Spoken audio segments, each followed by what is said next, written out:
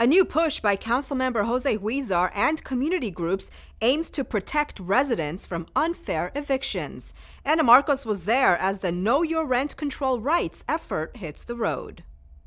Councilmember Jose Huizar is on foot in this door-to-door blitz in Boyle Heights.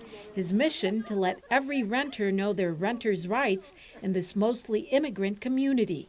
88% of the rented units in Boyle Heights are rent-controlled. But as more high-income residents start to move in, community advocates say they are getting more complaints by renters about unfair landlord practices.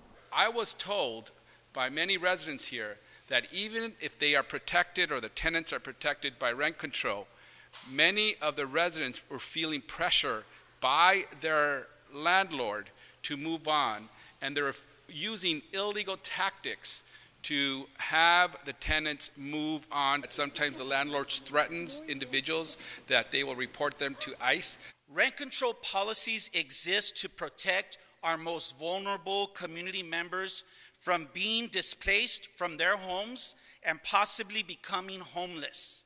About 16,000 of the units here are rent-controlled under the city's Rent Stabilization Ordinance, which protects multi-unit housing that was built before 1979.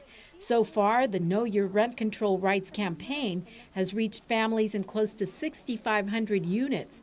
Advocates plan to reach all the units in the next few months. Although we started this program, the Know Your Rights campaign, with volunteers, we are announcing today that we have hired individuals to do the walking now, because these are individuals who also care about the community and want to do something about it. The hope is the information shared or the flyers left behind will keep many residents from finding themselves unfairly thrown out on the street.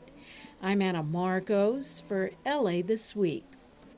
And by the way, if a landlord does evict you under the Ellis Act, which allows them to turn their units into market rate housing, they must pay the tenant a hefty relocation fee.